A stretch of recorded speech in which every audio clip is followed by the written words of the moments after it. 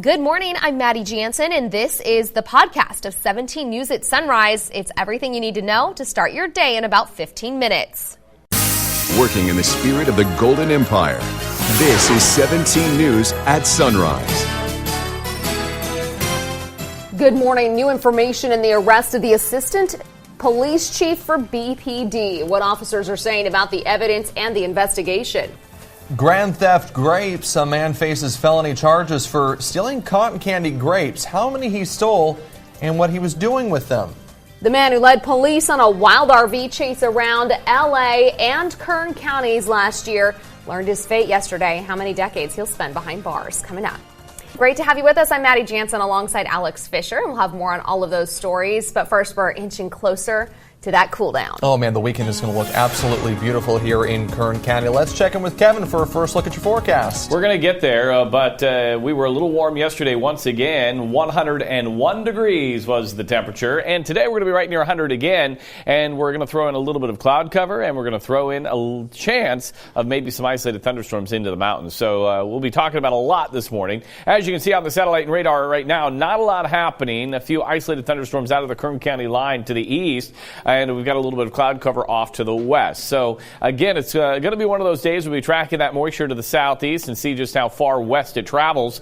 80 in Bakersfield right now under a calm wind. As we take a look at the dog walk forecast, and I didn't get a name for this cute little pup, but I will say he was enjoying a nice lunch, and then just like most of us, when we get full, we just kind of pass out, right? 82 degrees to start for today, and then we'll inch our way up into the 90s throughout the afternoon by 4 o'clock, right near 1 o'clock. Now, if you're watching the dog walk forecast this morning and this is your pup and you sent it to me, I didn't get his name or her name, so send it our way. Here's a look at Tehachapi right now. 59 degrees and a southeast wind at 6 miles per hour. As we take a look at the temperatures for today, we'll be rising in the mid-70s by 9 and then upper 80s throughout the afternoon. We'll talk much more about your forecast in just a little bit, but first, let's send it over to Alex. He's got a check of your morning commute. Thanks, Kevin, and taking you outside for the first time this morning to the 99 near White Lane, and it's looking pretty clear on that side of town. Just a reminder, as you know, there are a lot of construction sites around the county, especially in the Bakersfield area, so be mindful of that as you're headed out and about.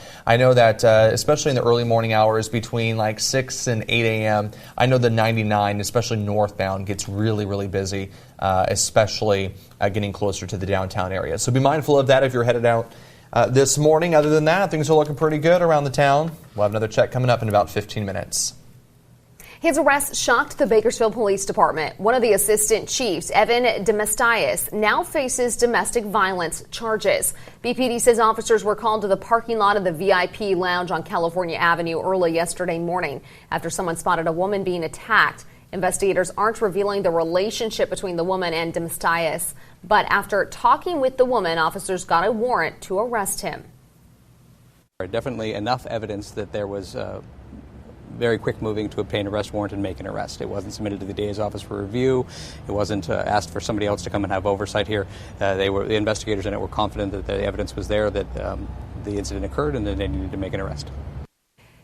BPD says Demestias will be placed on administrative leave pending the outcome of the investigation. Chief Lyle Martin was out of town yesterday when the news broke, but he says the department takes all domestic violence cases very seriously. Martin says BPD will conduct a thorough and complete investigation and adds that no one is above the law. New this morning, a statewide manhunt is underway for a man accused of shooting a Merced County Sheriff's deputy. It all started yesterday afternoon when two deputies were trying to serve a warrant at a house off Highway 33 in Dos Palos. When they walked up, a man started shooting and hit one deputy in the chest. Deputies say the suspect is this man, 51-year-old Guadalupe Lopez Herrera. He took off in a white 20 GMC pickup similar to this one. The license plate number is 25599H1. The sheriff's office says the deputy who was shot was wearing a tactical vest and is expected to be okay. Lopez Herrera is considered armed and dangerous, and if you see him, call 911. Evacuations are underway in Southern California as a wildfire burning about 70 miles north of San Diego called the Tinaja Fire has already scorched nearly 1,000 acres in La Cresta.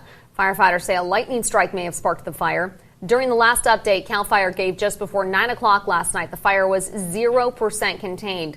Schools in the area are closed today because of the fire. New information this morning about that fiery Labor Day crash. The Kern County Sheriff's Office has released the names of 2 of the 3 people killed. 22-year-old Serenity Snyder of Oakdale and 22-year-old Felipe Rivera of Cathedral City died in that crash. It happened early Monday morning on southbound Highway 99 near the Kimberlina Road off-ramp. Officers say a Saturn sedan was getting off the freeway, but Rivera lost control. The sedan hit a tree and burst into flames. The CHP says the 3rd person killed was a child. Several vigils will be held in Southern California today, honoring the lives lost in the Conception dive boat fire. One is happening at the Heal the Bay Aquarium in Santa Monica. Another will include a flurry of dive boats and a candlelight vigil at the end of the Belmont Pier in Long Beach. 34 of the 39 people who were on the Conception died after the boat somehow burst into flames, then sunk early Monday. The 5 people that survived were crew members. Divers have recovered 33 of the bodies, and this morning, 1 person remains missing. Yesterday, NTSB investigators began interviewing people, including the captain. They also visited a boat similar to the Conception that's owned by the same company. We went to see Vision. The owner-operator, Truth Aquatics, has 3 vessels. The Conception, which was involved in this incident, and Vision, and then another vessel. Vision is a similar vessel. Investigators are mapping the boat wreckage with sonar technology before they pull it out of the water. The NTSB says it plans to provide a preliminary report in 10 days. That report will not have the cause of the fire or findings. Meantime, Truth Aquatics, the company which owns the Conception, has canceled future diving trips out of respect to the victims. The Kern County Fair is less than 2 weeks away. A major concern for the Fair Board is safety. So they've been working with law enforcement to make sure fairgoers stay safe. 17's Kara Waugh explains the big security change coming to the fair this year. If it can happen in Gilroy, El Paso, Dayton, it can happen here. I think with mass shootings overall, we've seen it can happen anywhere. The Kern County Fair has always been 12 days of fun, but it's also 12 days of potential vulnerability. That's why the fair has opted to install metal detectors at the 3 main entrances this year: Bell Terrace, Union, and P Streets. We're not just looking for firearms, we're looking on any weapons. And that includes concealed carry weapons. It's the fair's policy not to have CCW holders in the fair. It's no different than Rabobank Arena, it's no different than Dodger Stadium, it's no different than any main venue that you go to. However, even with metal detectors at the Gilroy Garlic Festival, the shooter snuck in through a break in the fence. But the Sheriff's Department says they're prepared. But I can guarantee you that the perimeter fence line around the fair is going to be checked routinely. The metal detectors will cause a slowdown for sure, with more than 400,000 people expected to attend this year. But the fair says the wait is worth peace of mind. Karen Hua, 17 News. The fair runs Wednesday, September 18th through Sunday the 29th. Tickets are now on sale. As always, there will be food, games, and free concerts. Hip-hop star Nelly is set to kick things off in the Budweiser Pavilion on opening day. We're taking our newscasts on the road as well here at KGET. 17 News at 5 and 6 will be live from the fairgrounds every weekday during the fair. And on Friday, September 20th, we will be broadcasting 17 News at Sunrise live from the fairgrounds. These are really fun newscasts you don't want to miss. Well, grand theft grape. A Bakersfield man faces felony grand theft charges for stealing and selling cotton candy grapes through a website. The sheriff's office noticed the grapes were being sold online, so deputies reached out to the grower. They found out he never sold the grapes on that website. Deputies tracked down the online seller, 22-year-old Carlos Santiago, who had $300 worth of stolen grapes with him. They arrested him on charges of grand theft and possession of stolen property. Santiago is being held without bail and due in court later today. I could really go for some cotton candy grapes those right are now, always though. good, I'll yeah. get them from a legitimate source, though, I promise. The city of Bakersfield is taking action to help eliminate those pesky mosquitoes. Water resource crews will be spraying in southwest Bakersfield tomorrow. The spraying will happen along the bike path near the corner of Allen Road and Enos Lane starting at 6 a.m. The city says the bike path will be closed during that time and reopen at 9 a.m. on Saturday. Mosquitoes are carriers of West Nile virus. Last week, state health officials said the total number of human cases is up to 3 this year. The first was reported just 2 weeks ago. People with a severe peanut allergy may have a new option to protect themselves from a life-threatening reaction. The treatment is called sublingual immunotherapy. It involves putting a tiny amount of peanut protein under the tongue. Researchers at the University of North Carolina tracked 48 patients who underwent the procedure every day for 5 years. By the end of the study, 2/3 were able to tolerate a very small amount of peanut protein without any serious side effects. Experts say the goal of the treatment isn't to get people to be able to eat a peanut butter sandwich. Instead, it will keep people safe in case of accidental exposure to peanuts. A controversial vaccine bill is now on Governor Gavin Newsom's desk. The Senate approved the bill yesterday. It gives the Department of Public Health the power to investigate doctors who grant more than 5 childhood vaccine exemptions in a year and schools with vaccination rates of less than 95%. Protesters blocked the front doors of the governor's office, urging him to veto the bill. They say the choice to vaccinate should be between parents and doctors. You have parents that they feel from the depths of their soul that they are fighting for their children's life and their existence to be happy, healthy kids and adults. Protesters say they plan to demonstrate outside the governor's office for the rest of this week. The governor has signaled he wants to make small changes to clarify some rules. Those could come in the form of a separate bill. With rising health concerns over teens and vaping, Michigan has become the first state to ban the sale of most flavored e-cigarettes. This morning, Ann Thompson shows us how schools nationwide are cracking down hard as students get back to class. They are back to school at Milford, Connecticut's Jonathan Law High and back to locked bathrooms.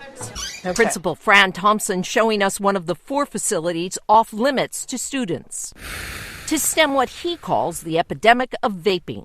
In the girls' room like this, they would literally, I can't believe I'm saying this, they would literally set up like blankets. It would be like a little tent city where they would just hang out in the bathroom. Teachers monitored the other 4 bathrooms, signing kids in and out. And you think it's made a difference? I think it's made a difference in monitoring where the kids are. The kids aren't going for 20 minutes out of class. So that's helped. Do I think it's cut down on the vaping? I don't know. It's a nationwide problem. In Texas, some schools make kids roll up their long sleeves so they can't hide the devices. In Fairbury, Nebraska, they are randomly testing students in extracurricular activities for nicotine. There are vape sensors in Illinois and New Jersey bathrooms. Like lungs have collapsed. Back in Connecticut, these students don't vape, but they know who does. It sounds like a smoker's cough. Yeah. And it's disgusting. Disgusting. Like you'll hear it during sports practices where they're wheezing and heaving and everyone's doing laps. What was once high school cool, now with an increasingly high cost. Ann Thompson, NBC News, Milford, Connecticut. KGET Business Watch is brought to you by Grapevine MSP Technology Services, the Valley's leading IT service provider. Google's paying up for violating children's privacy. The FTC's fining the tech company $170 million. Here's what parents need to know. Google and the FTC reached a settlement for violations of the Children's Online Privacy Protection Act. The complaint alleged that the YouTube collected personal information from viewers of child-directed channels without parental consent. Starting in February, Google says it will limit data collection from all users watching children's content. The company will also discontinue some features on children's content, including comments and notifications. Google also recommends parents have their kids use a YouTube Kids if their kid is watching independently. Tehachapi's losing its only Kmart as the retailer announces more store closures nationwide. It's part of the bankruptcy for Sears, which owned Kmart. Kmart plans to start liquidation sales later this month and then close mid-December. The store's public relations director says the decision was difficult but necessary. Customers can still shop online at Kmart.com.